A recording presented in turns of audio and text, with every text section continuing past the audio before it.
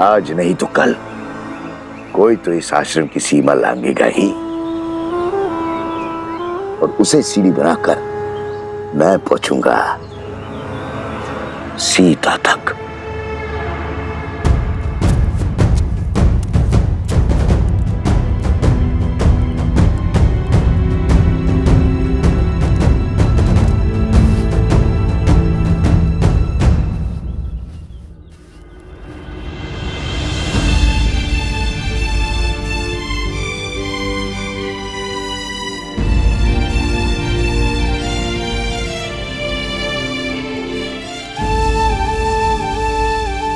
अब ऐसी भूल नहीं होगी माता। हमें आशीर्वाद दे कि हम अपना प्रायश्चित पूर्ण कर सके।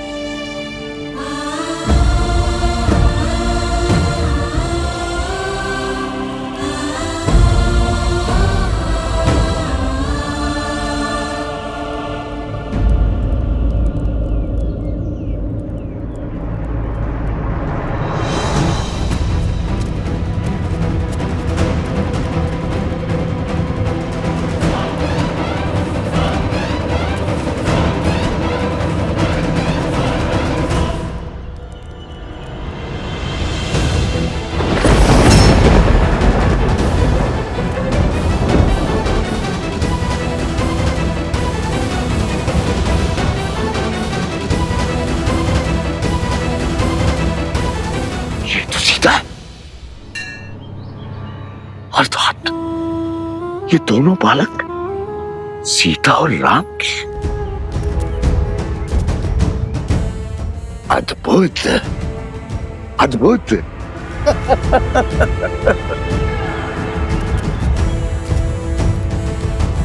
12 वर्ष की प्रतीक्षा अंततः समाप्त हुई। आज सीता भी मिल गई और राम को परास्त करने का अस्त्र भी। अब आएगा आनंद। राम राज्य की नींव को राम का ही बीज बिखेरेगा। इसे कहते हैं प्रहार। हाथ भी राम की और गाल भी राम का। माता आश्रम में है तो क्या हुआ, पुत्र तो आश्रम से बाहर आ गए। अब यही दो कोमल कोमल बालक मुझे सीता तक बचाएंगे। राम, सिया राम। परंतु भ्राता, जैसे दोषी हम हैं, वैसे दोष धनुष और बाण का भी तो है। 3 मटके को फोड़ने को कहा था, उसने तो सारे आश्रम को जलमग्न कर दिया। धनुष और बाण साधन है कुश, और साधन में बुद्धि नहीं होती। लक्ष्य प्राप्ति के लिए बल और बुद्धि साधक का होता है, इसलिए बुद्धि का उपयोग मनुष्य को ही करना होता है। वाह वाह, ज्ञानी हो भैया। ज्ञानी नहीं, माँ ज्ञानी हूँ। यदि माँ ज्ञानी हो तो अपनी बुद्धि का प्रयोग पहले क्यों नहीं किया? सारे मटके तोड़ दो बोल दिया। क्योंकि हमारा मार्गदर्शन राम नाम ने किया था कि लक्ष्य कैसे साधें, और लक्ष्य साधने के लिए शक्ति उतनी ही लगनी चाहिए जितनी उसकी आवश्यकता हो। और यही सीख श्री राम का नाम लिखे बाण ने हमें बाद में दी है। मार्ग तो वो बताते हैं, हम तो केवल अनुभव से सीखते हैं।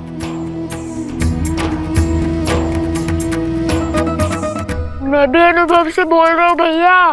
भूल हो गई, अब नहीं बोलूंगा। दंड मिलता है मेरे बोलने से। माता ने हमें दंड कष्ट देने के लिए नहीं, ज्ञान देने के लिए दिया है, ताकि हमारी बुद्धि का विकास हो सके।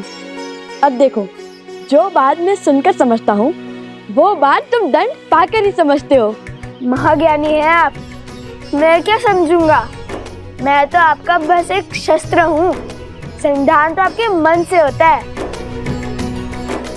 बाण चलाने में भले ही तुमसे आगे हूँ, किंतु बातों में तुम्हें कोई नहीं पकड़ सकता।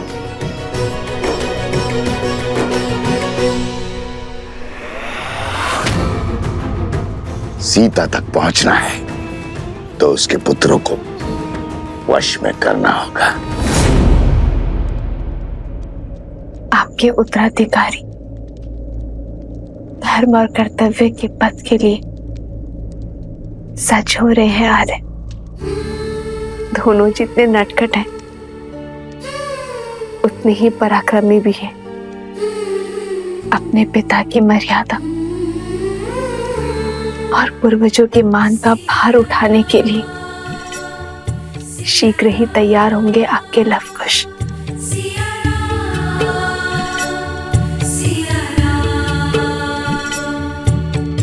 दोनों एक हैं, बस यही सच है। राम लक्ष्य और राम ही पथ है। विरह की आग में जले सिया राम। एक है तन और एक है प्राण।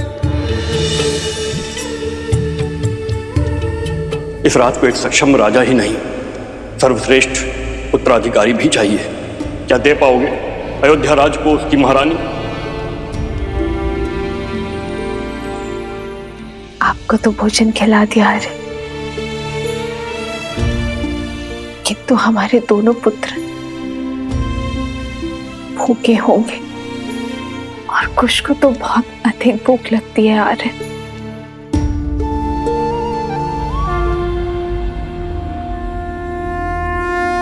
गणेश, पूछो पुत्र, क्या प्रश्न है मन में? यज्ञ तो मन की, राज्य की, समाज की शांति के लिए किया जाता है ना? फिर उसमें बैठे राजा के लिए पत्नी का साथ क्यों अनिवार्य है? श्री राम तो स्वयं नारायण है। वो यज्ञ से नहीं, यज्ञ उनसे पवित्र हो जाएगा ना? ये बताओ गणेश कि जीवन का आधार क्या है? संतुलन। तुम्हारा उत्तर सर्वथा उचित है गणेश। ये संसार, ये प्रकृति संतुलन पर ही आधारित। जैसे दिन को संतुलित करती है रात्रि, बुराई को संतुलित करती है अच्छाई, वैसे ही पुरुष को संतुलित करती है स्त्री। किसी भी यज्ञ का उद्देश्य और फल तभी प्राप्त होता है जब उसमें दी गई आहुति संतुलित। इसीलिए यज्ञ में या जीवन में पुरुष के साथ स्त्री का होना आवश्यक ही नहीं, अनिवार्य भी है।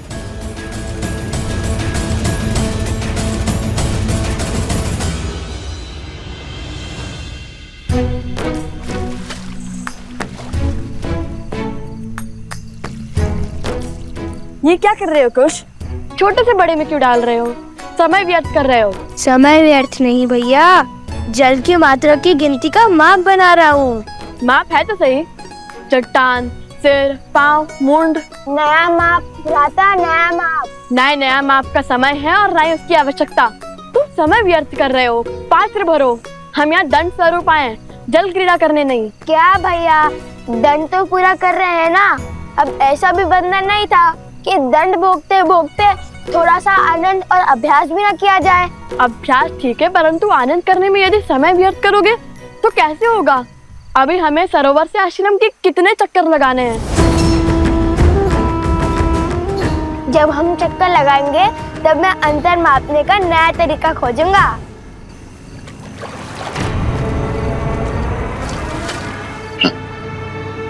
कितने अबोध है ये दोनों बालक।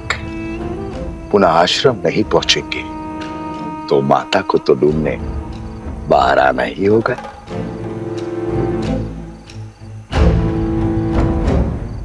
शीघ्र मिलते हैं बालकों।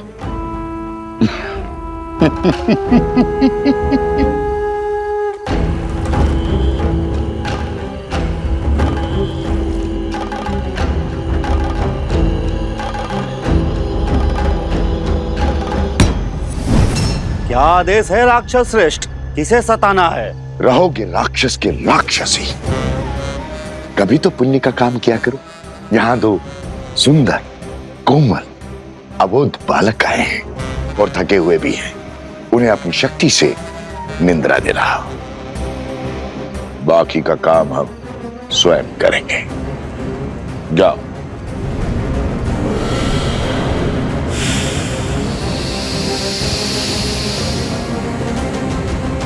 पच्चीस, 26,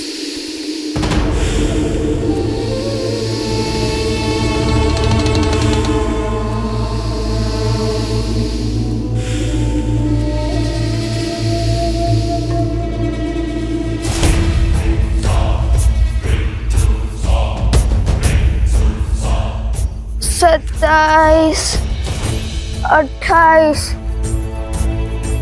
ये क्या कर रहे हो कुश? बताया तो था, अंतर गिनने का नया तरीका। पहले भूख, अब ये निद्रा। कुछ भोजन मिल जाता तो कितना अच्छा होता। नहीं, 41। जब तक ये कार्य पूर्ण नहीं होता तब तक ना ही हम भोजन कर सकते हैं और ना ही निद्रा ले सकते हैं। नहीं तो माता के मन को ठेस पहुंचेगी। चलो मैं तुम्हें वो प्रसंग सुनाता हूँ जिसे सुनकर तुम्हें सदा हंसी आती है कि कैसे हनुमान जी ने अपनी पूंछ से लंका में आग लगाई थी। सुनाओ। यदि रुकूंगा तो आप रुकोगे तो नहीं, सुनाई दीजिए।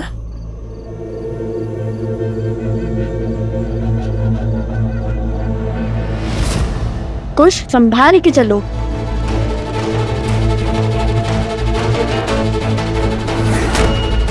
कुछ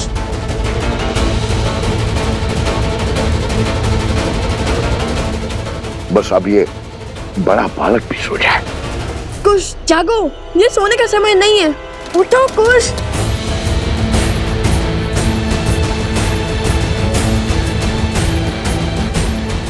कुछ जागो, कुछ।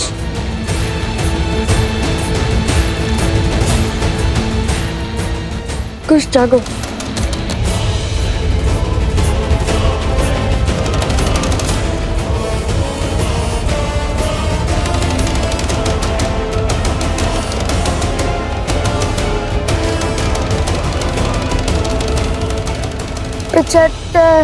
गिनती बोलने की जगह श्री राम का नाम लो, भूख भी मिट जाएगी और निद्रा भी। चलो बोलो राम, श्री राम। 75, श्री राम। 76, श्री राम। केवल श्री राम। केवल श्री राम। केवल श्री राम। केवल श्री राम। श्री राम। श्री राम। श्री राम। श्री राम। श्री राम। श्री राम। श्री राम। श्री राम। श्री राम। श्री राम। और ये राम का नाम क्यों हर बार मेरे आड़े आता है? सारा परिश्रम व्यर्थ कर दिया। ये थी तुम्हारी शक्ति, बढ़ाओ अपनी शक्ति। अगर ये दोनों नहीं सोए ना तो मैं तुम सबको सदा सदा के लिए सुला दूंगा। जाओ। राम राम। राम। राम। राम।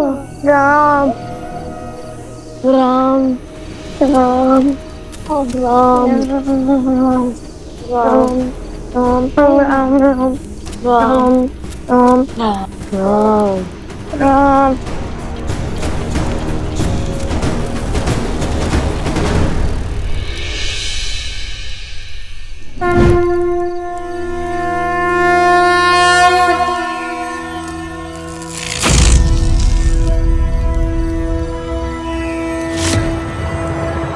अरे ये कैसा चमत्कार है?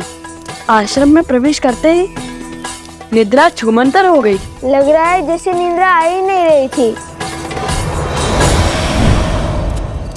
अरे तुम जल ले भी आए?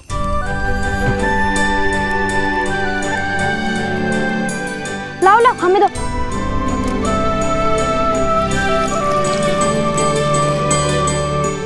तुम दोनों ठीक तो हो ना? बहुत वीर हो। लव, कुश, पर इतना जल आश्रम के लिए पर्याप्त नहीं होगा। और जल की आवश्यकता होगी। तो क्या वन देवी के पुत्र थकते नहीं हैं?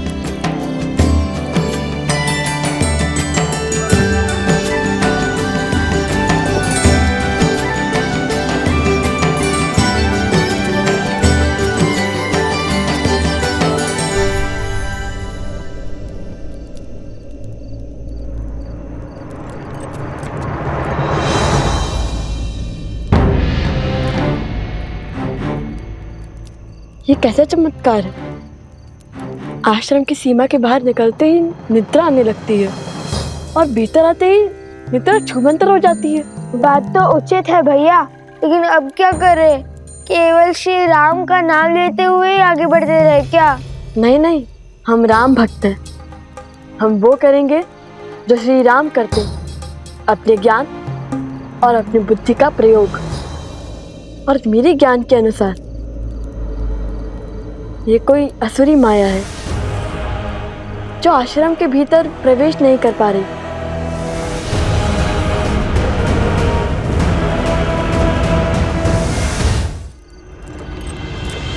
तो आज छिनमिन कर ही देते हैं भैया। अब आया ना दंड का आनंद। बताइए भैया, कहाँ है वो राक्षस? जो दिखेगा ही नहीं उस पे लक्ष्य कैसे साधोगे?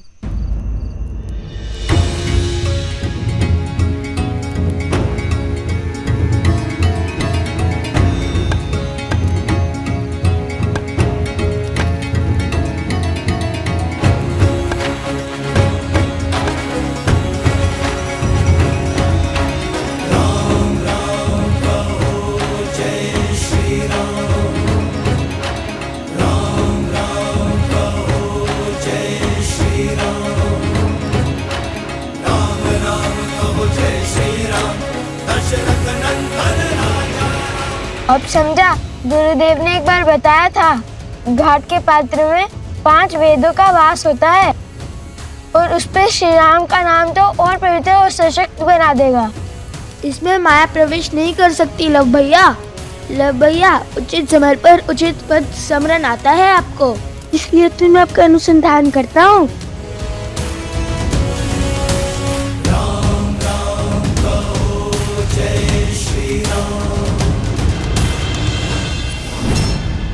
एक और अवसर है तुम्हारे पास, लगा दो अपना सारा बल, पात्र में प्रवेश करो और निंद्रा धोने।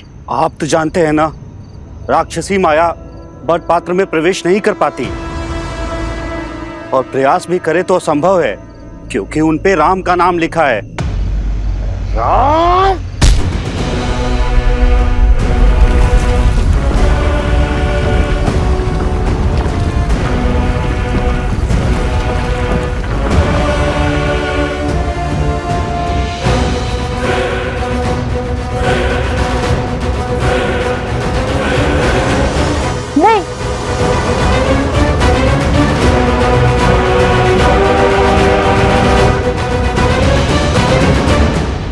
एक और अवसर है तुम्हारे पास, पात्र में प्रवेश करो और निंद्रा धोने। प्रयास भी करे तो असंभव है, क्योंकि उन पे राम का नाम लिखा है।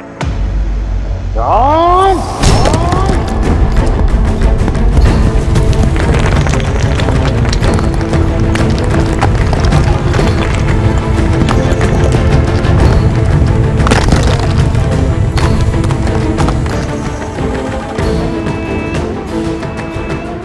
नहीं, घड़ा मत उठाना। ये सब किसी माया जाल से लगता है। चलो ऐसे ही आगे बढ़ते हैं। श्री राम, श्री राम, श्री राम। अभी भी नहीं गिरा पात्र। कोई बात नहीं, जल भरने के लिए जब झुकोगे तो पात्र तो उतारना पड़ेगा। तुम सब सज्ज रहना, जैसे ही वो जल भरने के लिए पात्र निकालें, आक्रमण कर देना और दोनों को सुला देना, समझे? जाओ।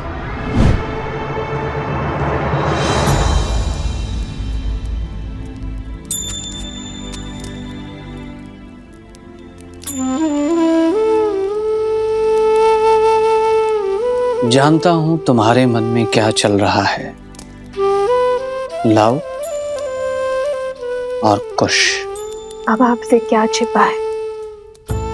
मैं जानती हूँ मेरे दोनों पुत्र वीर हैं, पराक्रमी हैं, किंतु उतने ही नटखट भी हैं। इसलिए मैंने उनको दंड स्वरूप आश्रम के बाहर भेज दिया, जल लाने के लिए। अंधकार है और असुरी माया पूर्णतः नष्ट नहीं हुई अब।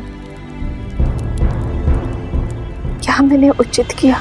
कोसल राज्य का भविष्य हैं वो दोनों, पराक्रमी तो होंगे ही। नाविक की योग्यता की पहचान चक्रवात में ही होती है, स्थिर जल में नहीं वन देवी। तुम्हारे पुत्रों ने आश्रम में रहकर बहुत कुछ सीखा है, किंतु अब समय है बाहर के संसार को जानने का, उसे समझने का। मुझे आपके कहे हर शब्द पर और अपने पुत्रों के शौर्य पर पूरा विश्वास है, और अब तो मुझे प्रतीक्षा है केवल उस क्षण की जब मेरे पुत्र अपने पिता, अपने पूजने से मिलेंगे, प्रभु श्री राम से मिलेंगे। तथास्तु। और लव कुश की चिंता छोड़ दो वन देवी। अपने पिता और माता की भांति उनमें भी हर संकट का हल खोजने का सामर्थ्य है।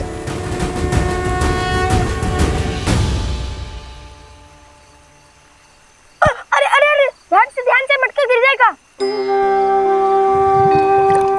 अब क्या करें भैया, बिना घड़े निकाले जल कैसे भरेंगे? मटके तो नहीं उतार सकते, ऐसे ही प्रयास करते हैं।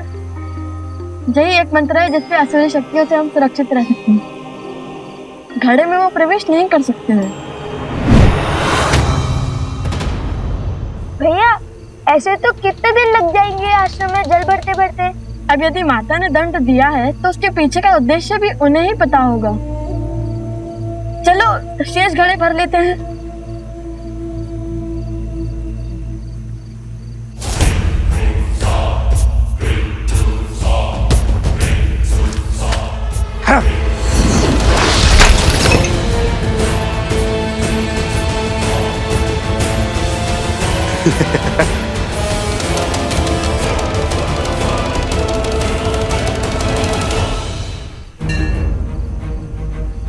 यहाँ अवश्य ही कोई असुरी माया है जो हमें रोकना चाहती है। भैया अगर हम जल नहीं भर पाए तो दंड और उसके पीछे का उद्देश्य कैसे पूरा होगा? किसी भी समस्या का हल रोने से नहीं, सोचने से होता है। मेरी तो समझ में नहीं आ रहा है कि हमें जल आश्रम तक पहुंचाना है या जल से भरा हुआ मटका। अद्भुत, तुमने मुझे एक नया सुझाव दिया है।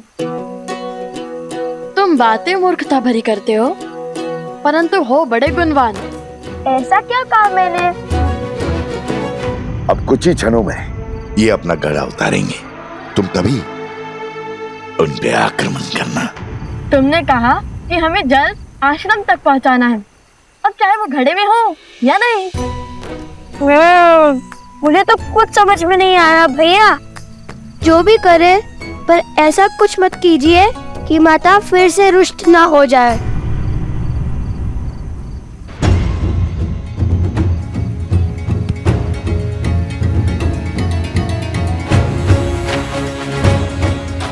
तुम चिंतित ना हो, तुमने जो सुझाव दिया है उससे माता प्रसन्न नहीं होंगी, दुखी नहीं। तो बोलो जय श्री राम, जय श्री राम, जय श्री राम, जय श्री राम, जय श्री राम, जय श्री राम।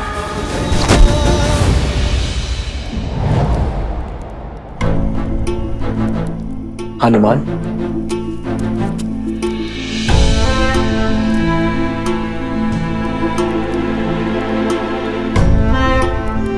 क्या बात है हनुमान,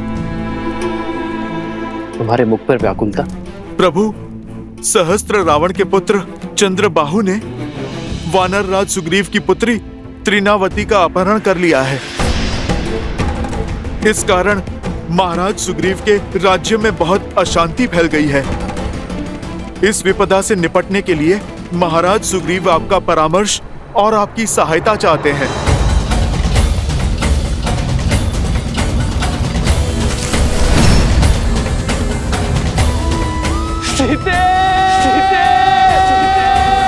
रावण का वध तो हो गया है हनुमान, किंतु उसकी विचारधारा का नाश होना अभी शेष है। धृष्टता और अधर्म हर रूप में धर्म के लिए चुनौती है, किंतु स्त्री को देवी की भांति पूजा करने वाले इस समाज में स्त्री को वस्तु की भांति उठा लेने वालों की धारणा का नाश होना चाहिए।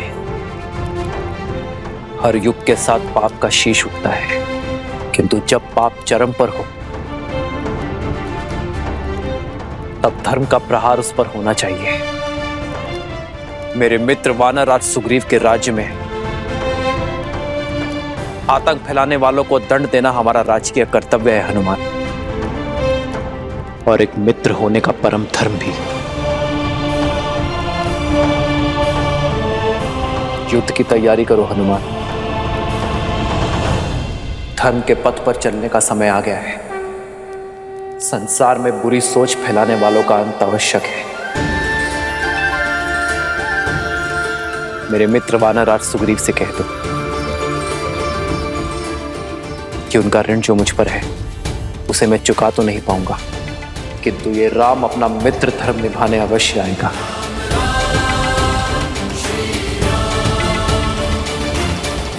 वंदिनी, वंदिनी, वंदिनी। क्या हुआ कुमुदनी? पूछे मत, आइए देखिए क्या किया है आपके लवकुश ने। अब क्या कर दिया लवकुश ने? देखिए।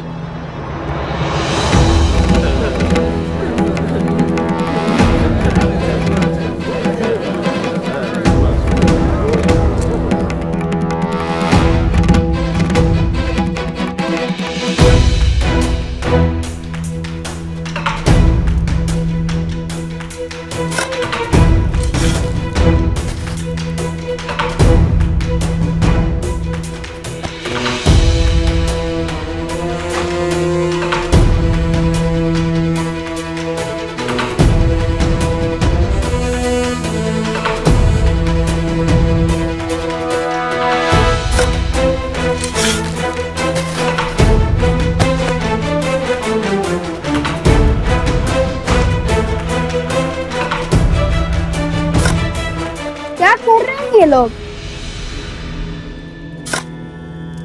लव कुश, ये जल भरने के स्थान पर क्या कर रहे हो तुम दोनों? यहाँ और ये सर पर मटके। सब बताते हैं माता, सब बताते हैं, बस कुछ क्षण रुक जाइए।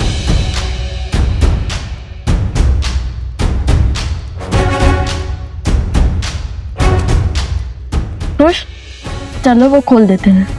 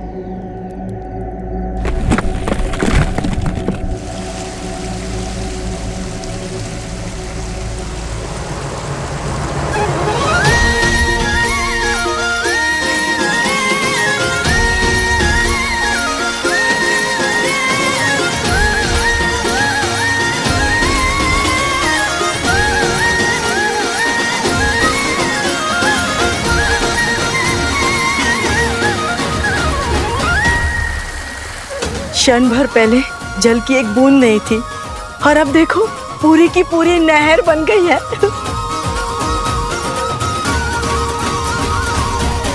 और लव कुश की चिंता छोड़ दो बंदी हुई, अपने पिता और माता की भांति उनमें भी हर संकट का हल खोजने का सामर्थ्य है।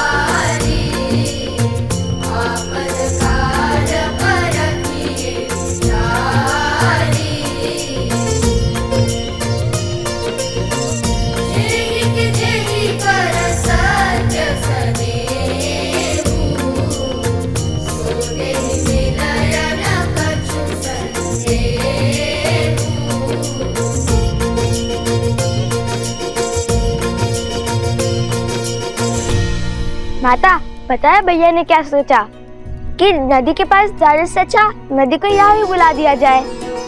अब इस आश्रम में किसी को भी जल की समस्या नहीं होगी, चाहे कोई बालक कितने भी मटके की ना फोड़ दे।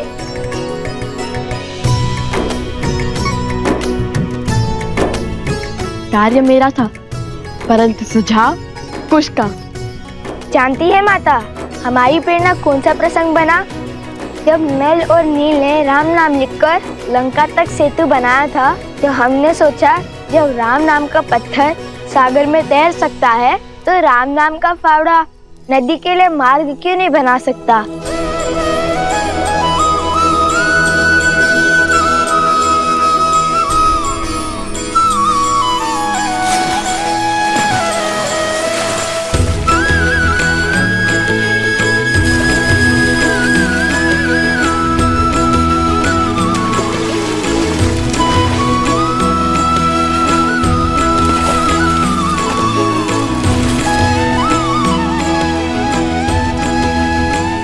ईश्वर ने लव कुश के भविष्य में क्या रचा है वो तो मैं नहीं जानता, किंतु इतना अवश्य जानता कि ये दोनों अपने भविष्य को आलिंगन करने के लिए पूर्ण रूप से सज हैं।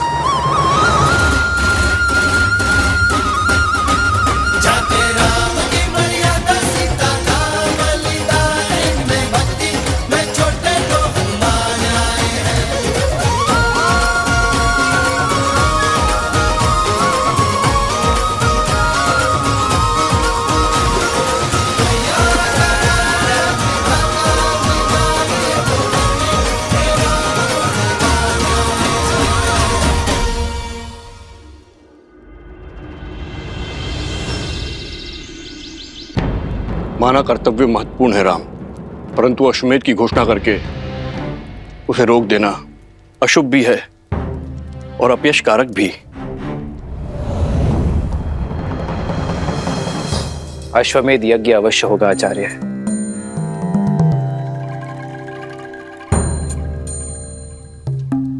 अभी मैं युद्ध में जा रहा हूं आचार्य, किंतु मेरे युद्ध से लौटते ही ये यज्ञ आरंभ होगा।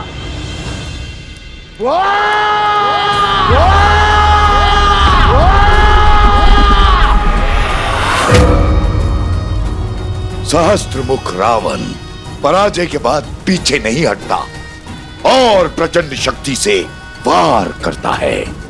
अश्वमेध यज्ञ कदापि नहीं होगा, राम राज्य कभी स्थापित नहीं होगा।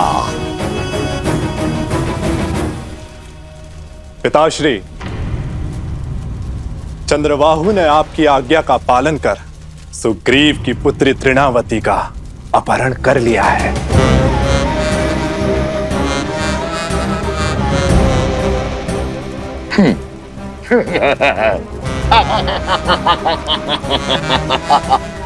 कैसे कैसे बचोगे राम मेरे इस प्रहार से?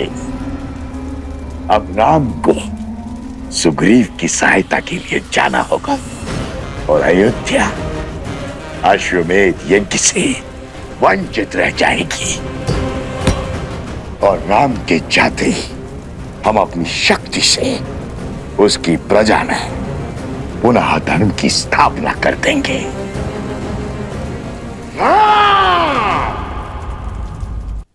केवल आपके लौटने से क्या बात बन जाएगी महाराज? धार्मिक बाधा तब भी रहेगी। इस युद्ध से लौटकर इस समस्या का हल अवश्य होगा आचार्य। अर्थात आप दूसरा विवाह करेंगे?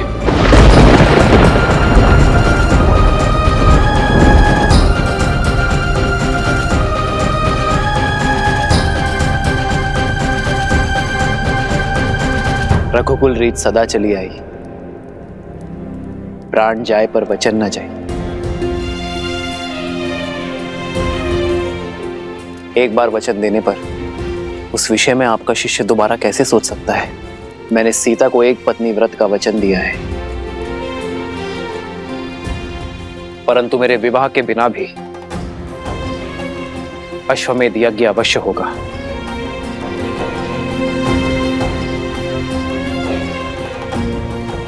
राजा का सपत्नी यज्ञ में बैठना आवश्यक है ना? मैं युद्ध से लौटते ही भरत को अयोध्या का महाराज घोषित कर दूंगा।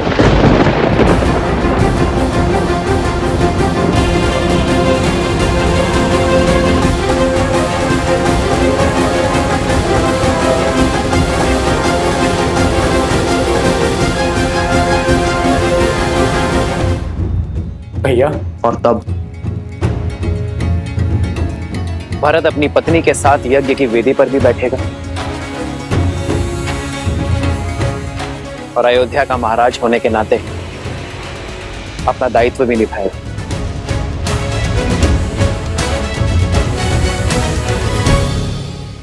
ये क्या कह रहे हैं आप भैया? नहीं, ये मुझे स्वीकार करना होगा भरत, क्योंकि ये मेरा निर्णय है। समझने का प्रयास करो भरत। या तो तुम अयोध्या के महाराज बनोगे या सीता का ये राम किसी और का पति।